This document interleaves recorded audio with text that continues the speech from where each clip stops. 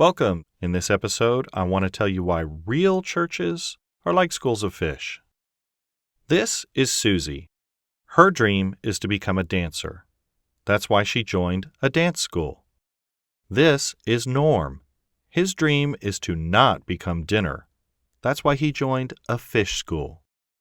As you can see, Susie's idea of school and Norm's idea of school are very different. That's why they don't understand each other whenever they talk about school.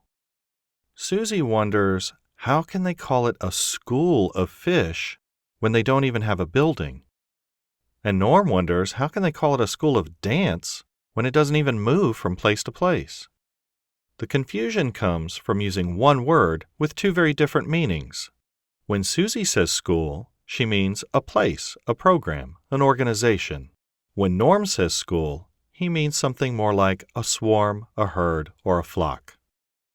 When Susie and her friends graduate, their school will still be intact because their kind of school has an existence apart from its members. But when Norm and his friends go their separate ways, their school will dissolve. Without Norm and his friends, their school doesn't even exist. One word, two very different meanings. The same can be said of the word church. In fact, here's one of the first Christians. We'll call him Max, and we'll put him over here on Norm's side because Max's concept of church is very much like Norm's school of fish. Max's church is fairly small, mainly just his family and a handful of friends and neighbors. They meet almost every night at his house, and it's very informal. Max loves his church and often refers to them simply as his family. Now let's bring in Ed. Ed is one of today's Christians. He doesn't think his church is all that big, but it's far too big to meet in a living room. That's why they own a church building. They also have a small paid staff and volunteers who run the various youth programs and Sunday school classes. But here's where things get really interesting. If you ask Ed whether he thinks the word church describes a group of Christians somewhat like Norm's school of fish, or an institution attended by Christians, somewhat like Susie's school of dance, his answer might surprise you. Many Christians like Ed think they think about church in the exact same way Max does, but they don't.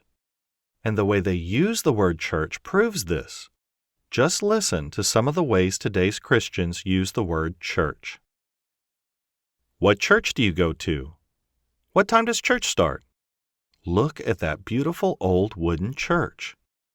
In each instance, the church is something separate from themselves. It's an institution. What church do you go to? Or an event. What time does church start? Or a building. Look at that beautiful old wooden church. You could easily replace their use of the word church with Susie's use of the word school. What school do you go to? What time does school start? Look at that beautiful old wooden school. But if you tried to substitute Max's term of affection for his church, it would actually sound kind of crazy. What family do you go to? What time does family start? Look at that beautiful old wooden family.